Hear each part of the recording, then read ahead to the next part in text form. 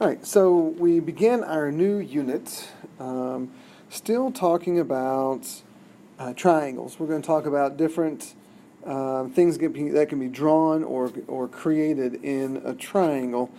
We'll also get into constructions. We'll talk about how to use the compass, protractor, and ruler that you were given at the beginning of the year, and how those tools can be used to construct different geometric objects, right? We start by talking about something called the midsegment theorem and take a look at a coordinate proof, right?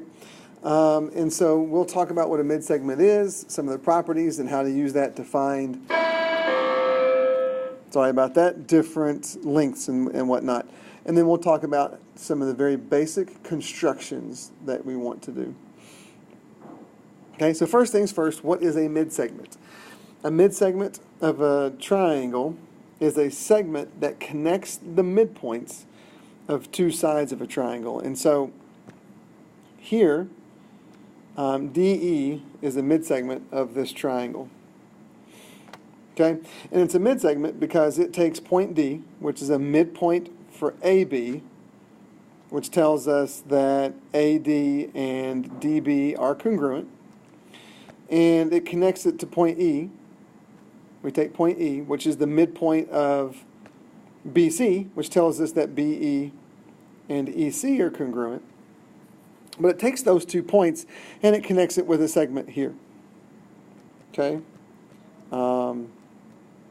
Now, that's what a midsegment is. When we draw that midsegment in a triangle, we start to realize a couple of things. And the properties of a midsegment come from the midsegment theorem. I don't need to know that it's theorem 5.1, but the midsegment theorem, which says that the segment connecting the midpoints of two sides, which is the midsegment, is both parallel to that third side and is half as long as that side. So what does that mean? That means that DE right here is going to be parallel to AC, and you see the arrows there. And it tells us that DE is going to be half the length of AC, right? And we see that right there. Okay? So if we can remember those two things, then we'll be in good shape, and we can use the theorem to help us find different lengths and whatnot, right? All right, that brings us to a coordinate proof. We've done two-column proofs, which is a very structured, organized way on how to take a set of information and use that to help us prove an entirely different piece of information. A coordinate proof does the same thing, only it's not as structured as two columns, and it utilizes a coordinate plane. So what we do is we take a shape, whatever we want to do, whatever we want to talk about, whatever we want to prove a property of, and we put it in the coordinate plane. And the reason why we do that is because it allows us to assign numbers, assign values to the different points, right?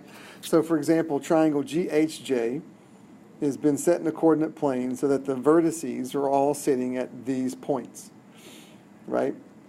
And now we can apply some algebra to finding out some things. First of all, the coordinates of point K and point L, right? How would you go about finding the coordinates of point K and point L? Well, since KL is a midsegment, we have to remember that K and L are midpoints. Right? And if K and L are midpoints, then in order to find the location of those midpoints, we would use the midpoint formula. Right? Average the x's, average the y's. And so in order to find K, we'd have to average the x's for point H and point G. So we'd take -5 plus -7 divided by 2.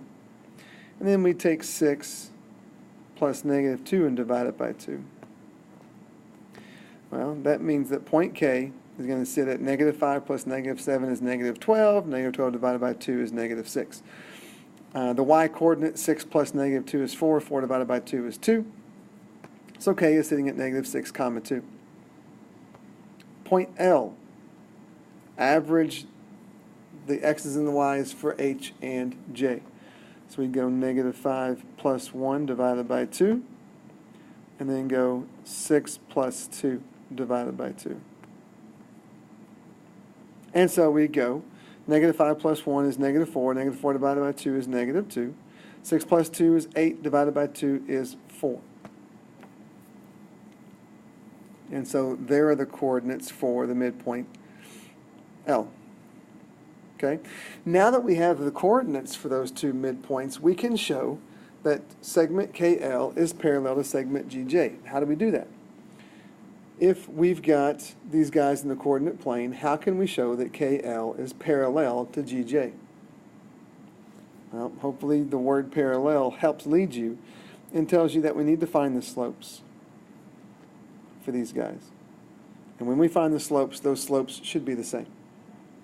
Right? When we have coordinates for K and L,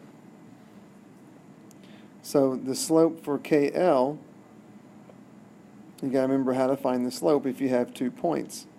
And that is simply subtract the y's over subtract the x's. Right? So the y coordinates are 2 and 4, so I can go 2 minus 4 over negative 6 minus a negative 2, which would give me negative 2 over negative 4, which is 1/2. And then the slope for GJ, same thing for GJ.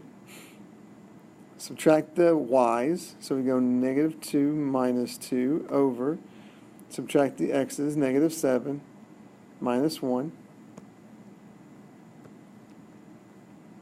We get negative 4 over negative 8, which is 1/2. So as we can see, KL and GJ are in fact going to be parallel. So we've proven part of the midsegment theorem. The other part is that KL is half of GJ.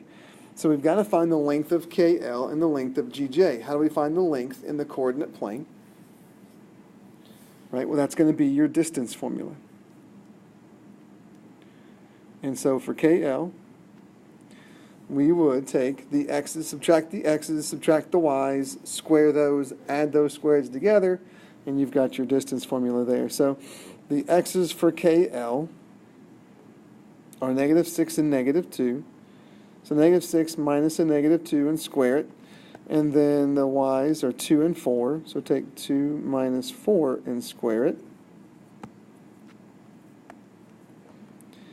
And so you've got negative 4 squared plus negative 2 squared, and that would give you 16 plus 4, which is the square root of 20.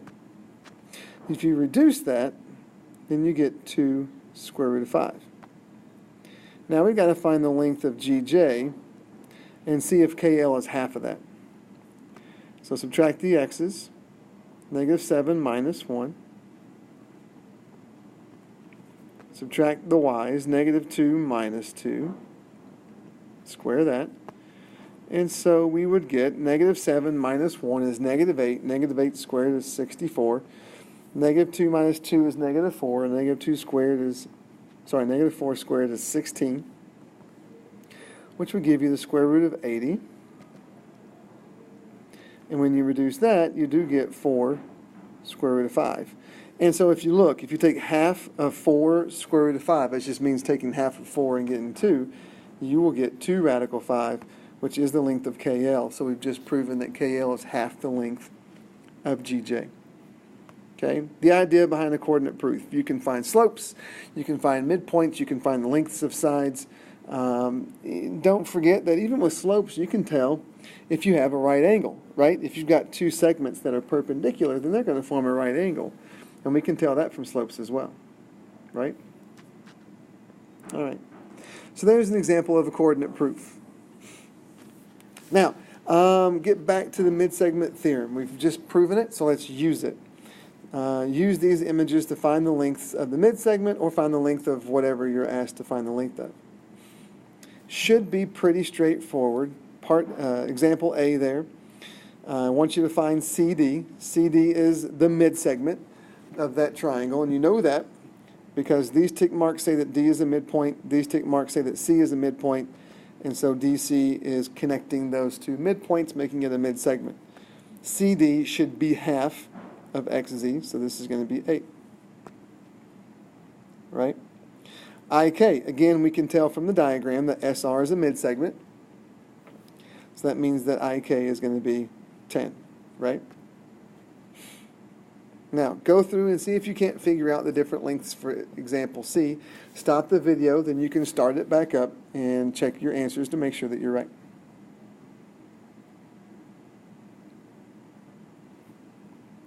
Okay, did you find QP to be 15? Hopefully you did, because QP is a midsegment, and it's going to be half of that third side that it's parallel to. TQ is going to be 7, because TQ is congruent to QS. And because the length of TU is 32, and P is a midpoint, that means that TP and PU are both going to be half of 32, which is 16. Okay? All right. Now, a bit more on the complicated side is if you have expressions and you need to write an equation to help find X and then therefore lead us to finding the length of these segments, right? We're still going to use the midsegment theorem, which says that the midsegment is half the length of the third side. But it might be more helpful to write that out as an equation first. So here, QR is the midsegment. QR is going to be half the length of YW. So you could use the midsegment theorem directly and just plug in what you know for QR, which is 2x minus 3 is equal to 1/2 times, and then x plus 9. And now you'd have to go solve that equation.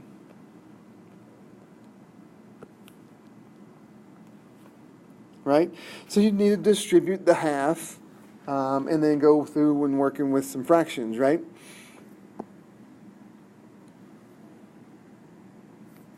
So you can do that, or you can look at the midsegment theorem through a different perspective. Yes, QR is going to be half of YW. But what that also means is that if you take 2 QRs, then that's going to equal 1 YW. So instead of saying that QR is half of YW, we can think of YW as being 2 times the length of QR. So just double QR instead of equal to YW. Now you're going to distribute a 2 instead of a half, and it saves you a little bit of tougher algebra, and so x ends up being 5 here. Right? The same thing for example B. Right? It's going to take 2 CBs, so it's going to take 2 x plus 19s to equal 1 x plus 29. So set your equation up that way. Distribute. And then solve. Subtract x, subtract 39, you get -9. Now, whoa, wait a minute. X can't be negative, right? Well, sure it can, right? Because if you were to plug x in to the two expressions, you would get CB to be 10 and RT to be 20. So x can be negative as long as it doesn't make your lengths or angle measures negative. Now, I also do that to let you know this is a great way to check your work and make sure that you have the right value of x. Plug it back in and make sure that the midsegment actually is half the length of the third side. Okay? All right. Go ahead and find x for example C. Stop the video, start it back up, and see if you are correct.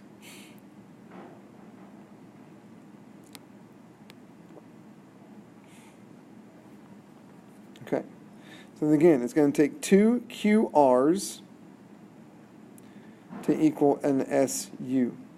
So take 2 times x minus 2, and you get x, instead of equal to x plus 3, you get 2x minus 4.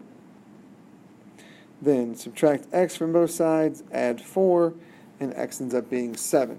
You can always plug that back in. If x is 7, and this is going to be 5, and this is going to be 10, and so the midsegment is half the length of the third side, so you know you're in good shape. Okay? All right.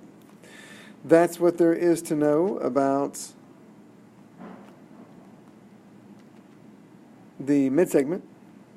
Now it's on to your first exposure to constructions. And unfortunately, there's not a decent way for me to show you how to do that through a video. So you have steps in your notes that have you talk about copying a segment, copying an angle, and then finding the midpoint of a segment. Try using those steps in your notes. And if it doesn't make any sense, you got to come in during STAR. We'll sit down and we'll go over how to do those constructions. Okay? Homework sitting out in Canvas. You're going to want to do the first page of your construction packet and take a picture of that first page, attach it to your worksheet that you're going to have in Notability, and then submit that into Canvas. Okay? See you next time.